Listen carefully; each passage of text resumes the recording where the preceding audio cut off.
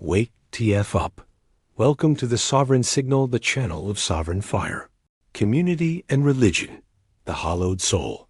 Closures, atomization, erasure of lived faith. They told parents, faith is eternal. And then cut every artery that carries faith through a living body. Doors to churches, mosques, synagogues, temples, gurdwaras were sealed or rationed. Not simply closed, but symbolically amputated. The threshold where hands met hands became tape and signage. The nave and mihrab became ghost sets for sterile broadcasts. The minyan and the sangat were reduced to head counts and distance markers, 6 feet between souls that once drew breath from a single song.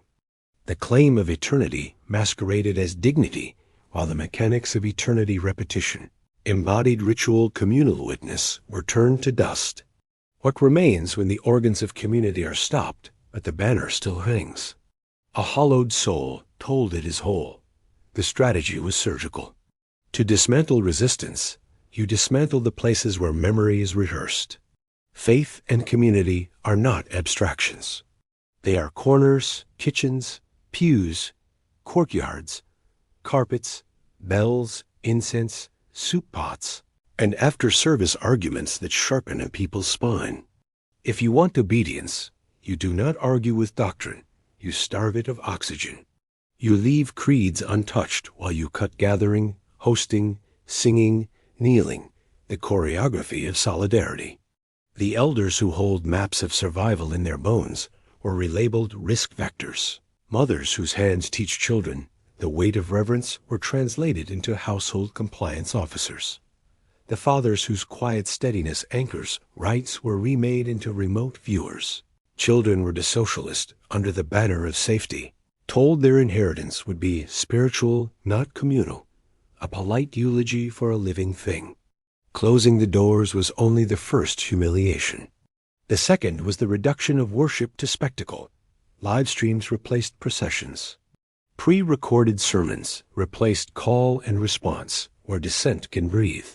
Moderated chat replaced the standing argument that refines truth by friction. A liturgy flattened to pixels cannot carry weight. It can only imitate. The organ of community time shared, bodies proximate, senses braided, was recast as content. The soul was told to consume what it once co-created. A choir cannot harmonize in isolation. A people cannot become a people by watching themselves in silence. It is not faith that is fragile. It is the ecology that nourishes it. Prayer at a kitchen table is brave, but prayer alone as policy is exile. Ritual without community becomes superstition or performance, easily bent toward compliance. When gatherings are framed as hazards, the very instinct to convene is pathologized. Language was turned against its source. Love your neighbor, reinterpreted as avoid your neighbor. Care for the vulnerable, rerouted into abandon them to institutional management. Obedience to conscience, rewritten as obedience to directive. The scriptures did not change. The conditions of their hearing did. A text severed from lived practice is a tool in the hands of whoever controls the microphone. Parents were told their children would be fine because faith is eternal. The children learned that eternity is a slogan, divorced from bread-sharing, grief-bearing, and courage-making. They saw elders sealed in facilities, sacramental rites rationed to bureaucratic windows, funerals trimmed to compliance. They heard bells only through speakers. They tasted the absence of procession, the communal grammar that tells a village where to stand in sorrow and how to rise in courage. They learned that rituals can be paused like shows, that seasons can be canceled, that vows can be reinterpreted for the moment. A generation was trained to accept provisional identity, provisional belonging, provisional hope. The dissolution of community was laundered through politeness. We're protecting you. We're modernizing. We're inclusive of those at home. Inclusion became disembodiment, a euphemism for dissolution. Every concession was framed as compassion, every subtraction as sophistication. The resistance to subtraction, the stubborn insistence that souls require each other, was named selfishness. Public morality was inverted. Courage to gather became recklessness. Refusal to abandon the dying became fanaticism. Insistence on sacraments became extremism. In the new ledger, obedience was care, compliance was virtue, isolation was love. And what of the leadership? Many religious leaders, under pressure or seduced by relevance, became administrators of absence. They signed their congregations up for distance as a sacrament. They measured sanctity in seat gaps. They blessed protocols of withdrawal. Some did so with genuine fear, others with genuine fatigue, others with genuine desire to be counted among the serious. But the effect was uniform. Shepherds turned ushers, ushers turned wardens, wardens turned clerks. The sacramental economy give, bear, bind, visit, feed was swapped for a compliance economy schedule, register, queue, stream, like. Where was the hard truth told? That withdrawal is not neutral. That ritual loses charge when it cannot circulate through flesh and proximity. That memory requires contact. The architecture of places of worship was designed to concentrate meaning thresholds, altars, pulpits, mihrabs, baimas, fonts, torii not as props but as energies. The closure turned them into scenery. Dust gathered where footfall once beat rhythm into the floor. Lawns grew around locked doors. Notices apologized in warm fonts, asking patience from people who needed presence. In this theater of apology, the most dangerous sentence reigned. Faith is eternal. It removes urgency, absolves leadership of defending practice, and shifts the blame for emptiness onto time, as if time aid community, not policy. Eternity is true. It is also helpless if not lived. A seed is eternal in form, but it does not feed if never sown. Atomization became a civil sacrament, repeated daily. Households were narrowed into productivity pods, worship into content windows, friendship into message threads. Confession was replaced with mental health surveys. Pilgrimage was replaced with logistics. Fasting was replaced with metrics. The moral self was quietly exchanged for the managed self, and community was framed as risk to management goals. The old duties visit the sick, bury the dead, feed the hungry were reissued as subscriptions to agencies, outsourcing conscience to institutions, breaking the muscle memory of direct service that forges people into people. The hollowing is not simply spiritual. It is operational. Once you outsource mercy, you outsource identity. The venom of this age is that dismantling was staged as virtue. And yet there were pockets of refusal. Kitchen tables became micro-chapels, where bread was torn without permission. Alleyway prayers rose in hushed voices, not because they loved secrecy, but because they loved one another. Backdoor meals passed between hands when contactless care failed to care. Children saw that the very bandy humiliation of being told your love is dangerous could be transmuted into fidelity. This fidelity did not seek a stage. It sought continuity. It is how communities survive occupations, famines, persecutions. Small circles carry a flame when public altars are stripped. But let us not romanticize survival as victory. Survival is the minimum.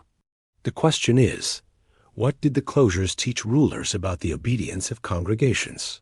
They learned that many would accept interruption of sacraments if couched in expert tone. They learned that rituals can be replaced with programs if enough leaders nod. They learned that once community is redefined as sentiment rather than practice, policy can sever it without riot. This lesson will be used again, under new banners, with new emergencies. The precedent is the point. The machinery to hollow the soul need not reference God or health. It only needs to reference care with sufficient branding. Parents stand in the aftermath with a task that institutions will not perform. Reconstruct the mechanics of belonging. This is not merely returning to schedules. It is relearning the muscle of public courage.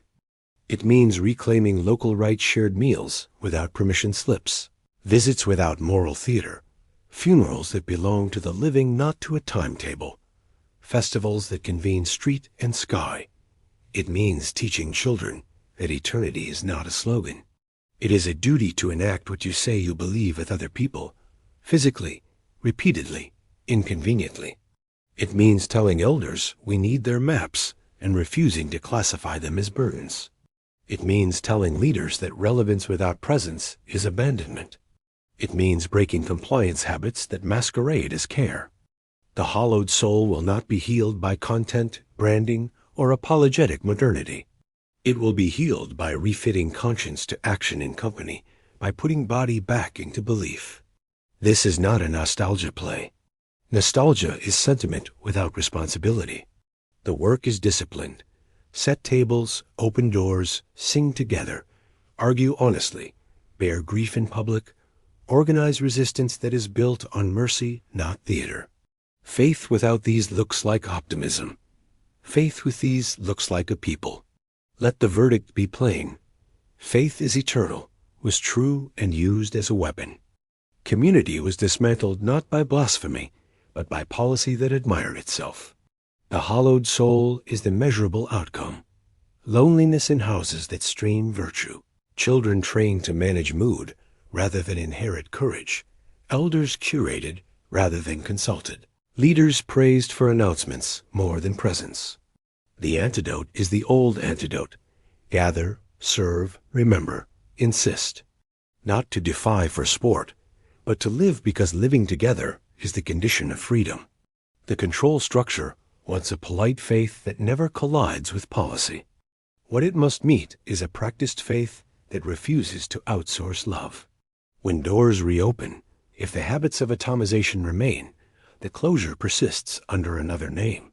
Reopening without repentance is a set change. The soul needs more. Confession that we abandoned presence, resolve to restore it, and training to hold it when fear is sold again. Parents will write this training into kitchens and streets. Elders will score it with memory.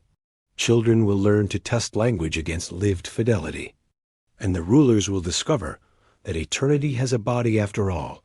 It walks in, sits down, and refuses to be managed. Community and religion, the hollowed soul. Inversion, weaponization, obedience rituals. They did not only close the doors, they rewired the grammar of devotion so obedience could wear sanctity without blushing. The phrase faith is eternal became both shield and spear. Shield against accountability. If faith is unbreakable, leaders need not defend practice. Spear against dissent. If faith persists regardless, those who fight for embodied ritual are dramatists, not guardians. Under this slogan, the architecture of religion was inverted. The altar faced upward to bureaucracy. The congregation faced inward to screens. The prophetic edge was sanded. The pastoral shoulder was padded to cushion compliance. The soul did not cease to believe. It ceased to train courage. That is the hollowing. Weaponization required a trilogy: reframing, filtering, rewarding. First, reframing morality was recast through technocratic lenses. Virtue became adherence to risk models. Compassion became distance. Wisdom became deference to specialist narratives. Scriptural injunctions were reinterpreted to match policy rather than conscience. Render unto Caesar metastasized into invite Caesar into the sanctuary. Do not fear was trimmed to do not upset. Bear one another's burdens migrated to refer one another's burdens. Second, filtering voices that pressed for embodied fidelity were sidelined as irresponsible. Platforms suppressed friction under moderation etiquette. Unity was invoked to silence needed contention. Third, rewarding leaders who translated conscience into compliance were praised, funded, platformed. The congregations learned the lesson. Obedience pays. In this economy, sermons mutated. Where once they balanced consolation with provocation comfort, the afflicted and afflict thee. Comfortable, they became calibration sessions, tuning souls to acceptable affect. Anger was pathologized and less aimed at approved villains. Grief was timed. Joy was permitted inside narrow performance windows. The songs were domesticated, laments were sterilized, prophetic denunciations were trimmed to awareness campaigns. Religion retained its words.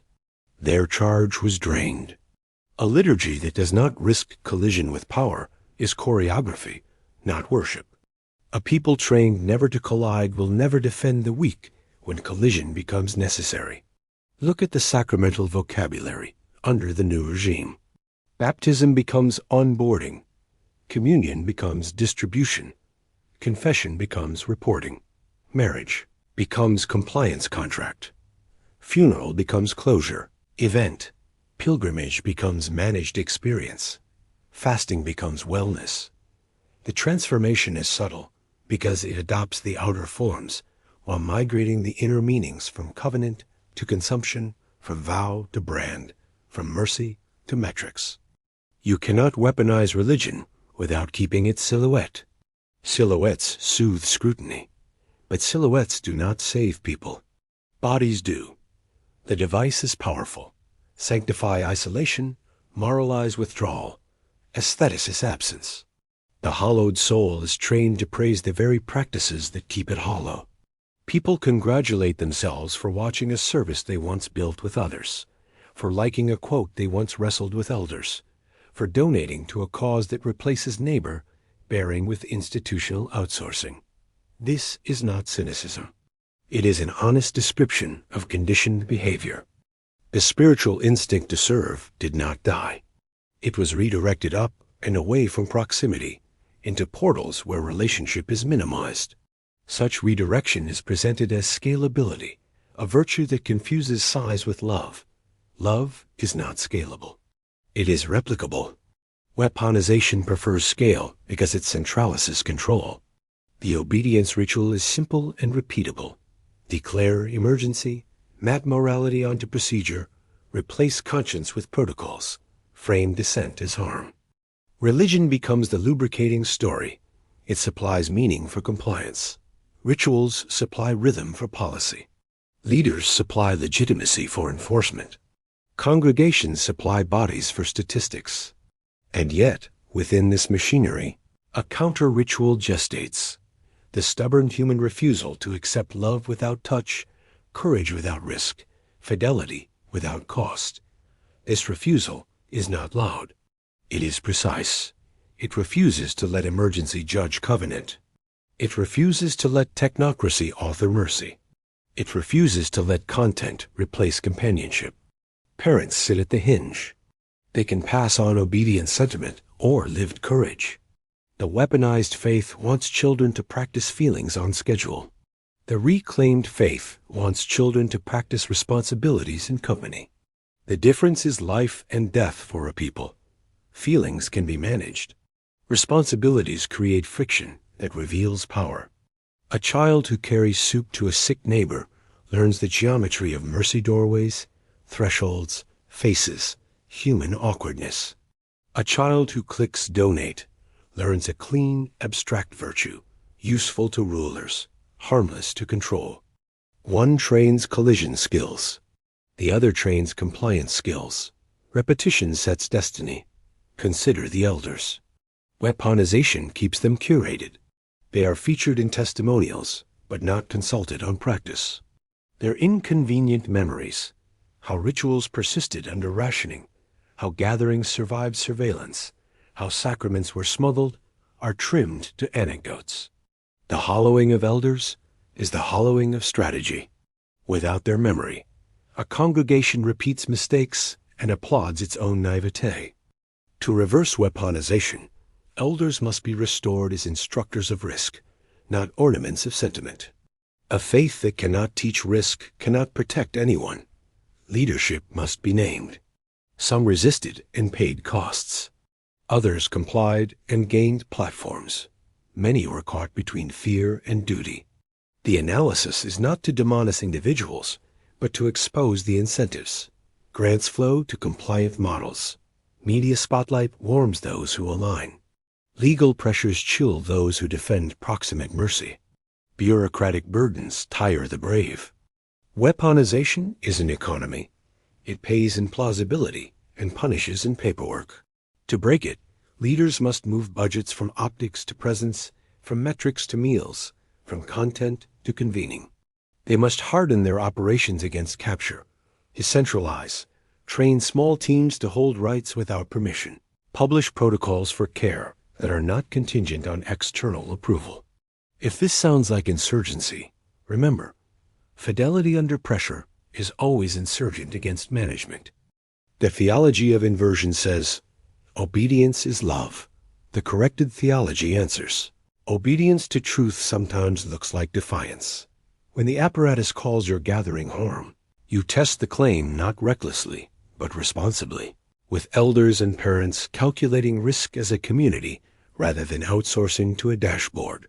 You do not accept that the only moral categories are approved and forbiddens issued from above.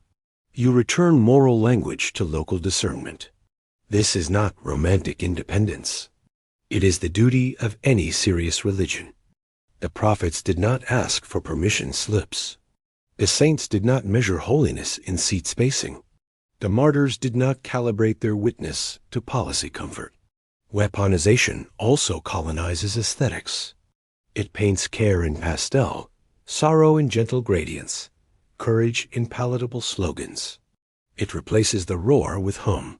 It prefers blended voices to distinctive ones. It dislikes dissonance, which is the sound of truth pressurized by reality. A church without dissonance is a museum. A mosque without friction is an office. The hollowed soul is offered pleasantness in exchange for power. The antidote is the old sound. Argument at tables, lament loud enough to unsettle, laughter that breaks timetables, songs that refuse compression. These are not theatrics. They are diagnostics. Where such sounds are banned, weaponization is advanced. Children should be taught the signatures of capture. When mercy is outsourced, when leaders speak more to platforms than to people, when policies are framed as morality, when rituals are paused with pride, when elders are curated instead of consulted, when dissent is named harm without argument, when attendance replaces companionship, when content replaces covenant. Teach them to see these patterns and to answer with small acts that regenerate belonging. Set a table, visit a neighbor, carry a coffin, hold a vigil, host a debate, learn a name, mend a quarrel, share a skill. The counter-liturgy is mundane because freedom is mundane. It is the daily stitching of lives that cannot be scaled or managed without loss. There is a cost. Weaponization punishes those who refuse its grammar. You may lose platform, funds, polite invitations. You may gain suspicion. You may carry bureaucratic scrutiny. But the alternative is a faith that cannot protect its people when it matters. A religion that only thrives under approval is not a religion. It is a department. We are not building departments. We are cultivating peoples. Peoples require density of trust, which requires proximity, which requires risk. This is how eternity enters time, not in slogans, but in bodies that choose each other. What then is to be done? Name the inversion, reject the reward, rebuild the ritual. Publish a plain covenant. We will gather to serve. We will consult elders on risk. We will not outsource mercy. We will keep sacraments proximate. We will argue in the open. We will protect dissent as a function of love. We will refuse to let policy author conscience. We will measure strength by meals shared and grief borne, not by metrics. Set a calendar and keep it with stubborn affection. Train small teams to carry rights when doors are closed. Teach children to make altars from tables.